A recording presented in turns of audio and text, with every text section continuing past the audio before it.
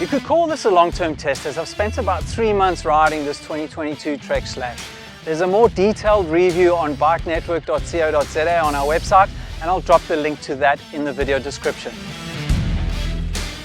In this video, I'm going to run through a few of the updates to this latest generation Slash.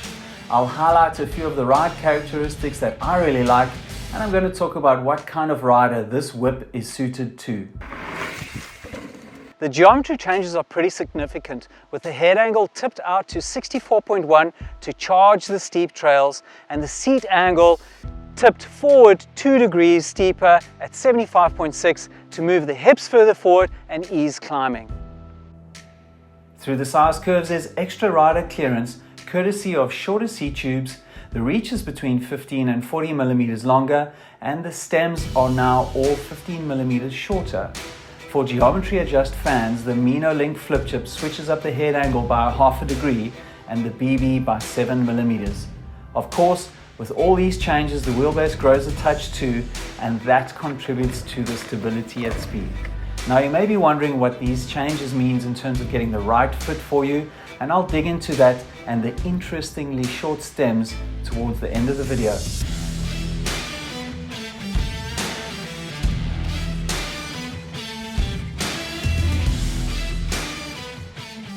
There's a couple interesting features built into the new Slash. All models of the Slash now feature this neat internal storage compartment on the down tube of the frame for storing tools, snacks, tubes, or even wind jackets. The range of the knock block steering lock system has been increased to around 77 degrees, and for riders who don't like the system, it is completely removable. The frame protector now covers the full length of the down tube, which is great for shuttling.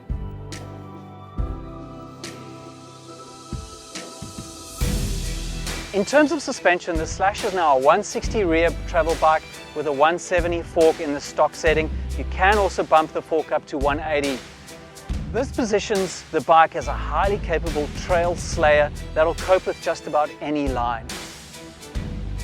Trek haven't deviated from the ABP split pivot layout, and there is no need to, as it's one of the best systems on the market that's race proven, well refined, and especially good when braking over rough surfaces. The kinematic changes on the new Slash include a higher anti-squat number to improve efficiency when pedaling.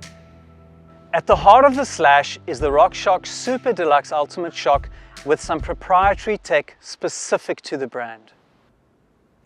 The crew at Trek worked with suspension maker RockShox to develop a shock that does some pretty simple things really well.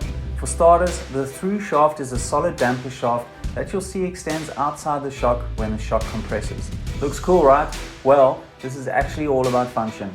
The system uses a solid column of oil with a single damper piston as opposed to a chamber, floating piston, and compressed air system. The net effect is through shaft switches from compressing to extending very quickly, and in doing so responds faster to changes in the terrain. The idea is to give the rider more grip, control, and a smoother ride. The shock also has a lockout lever for shuttle road climbs. There's a numbered rebound dial, so it's a little easier to check your settings, and 3 low-speed compression settings. 0 is a neutral setting, which is your fit and forget option for most trails. The minus setting then reduces compression, which improves control on steep terrain and rollover on very rough terrain. The plus setting adds a little compression, which improves control on flow lines with burns and jumps. The Slash is a 29er platform, and this 9.8 model is decked with carbon bond trigger, Line Elite 30 wheels, and the brand's SE5 and SE6 tire combination. This SRAM bull on a size large weighs in at 14.7 kg. The alloy frame is about 300 grams beefier than the carbon one, but the geo is the same. So there's a lot of little things on this Slash that combine really well to produce extra sparkle on the trail. These are the features that I think make the biggest improvement over the previous model. The suspension performance is simply sensational. The shock requires very little force to move, and it changes direction very quickly. It feels as buttery as a coil shock. I'd even say the small bump performance is better than any air shock I've ridden. Diving into the deeper end of the travel, It feels like there is more than 160 millimeters here, and I have yet to feel any harsh bottoming. I'd recommend running the compression in the 0 setting, then you have the ability to switch it up either way to suit different lines.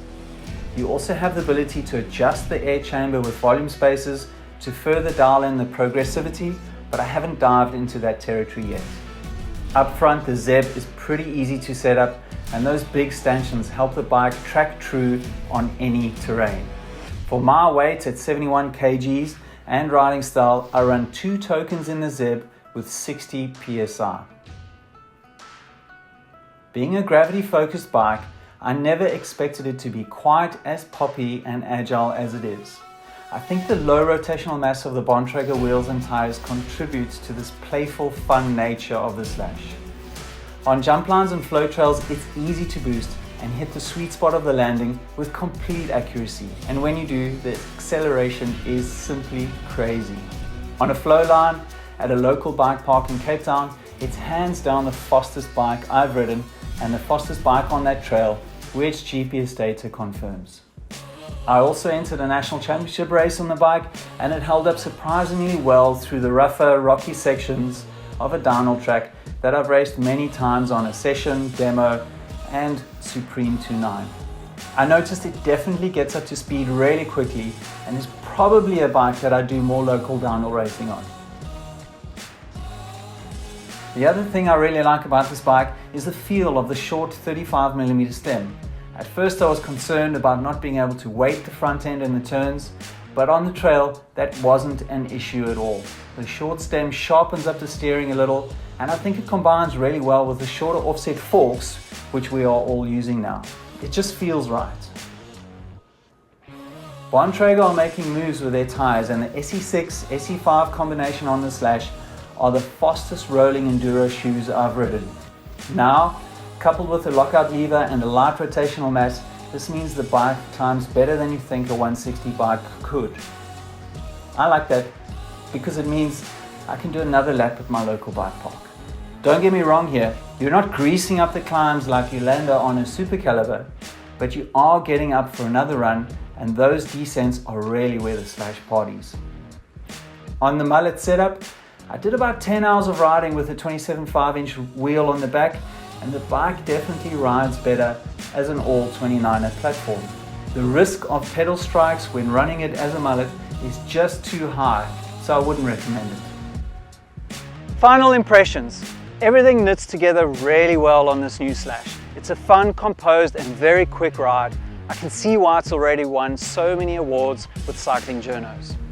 It's obviously built for big mountain riding, but that doesn't mean it's not a fun bike on tamer gradients. Having a lot of travel and bigger rubber means your climbing speed is lower, but it also means you can slay any turn, jump or rock line in town, and that's where the jaw factor comes in. Although the Slash is an enduro race bike built for gnarly lines, it is actually a lot more versatile than that. I found it performs very well on most DHE lines, especially with gravity casing tires.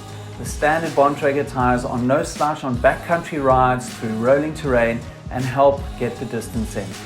Think of it as a big travel trail bike that can be dressed up for DH racing or dressed light for a big workout on a 50 kilometer, 1500 meter type day on rolling terrain.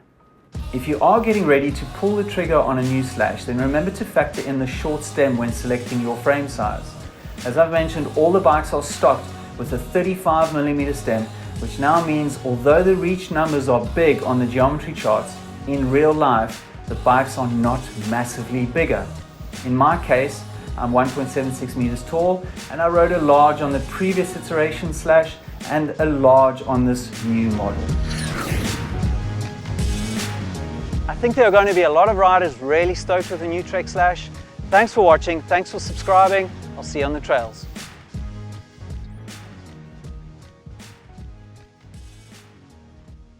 Mm-hmm.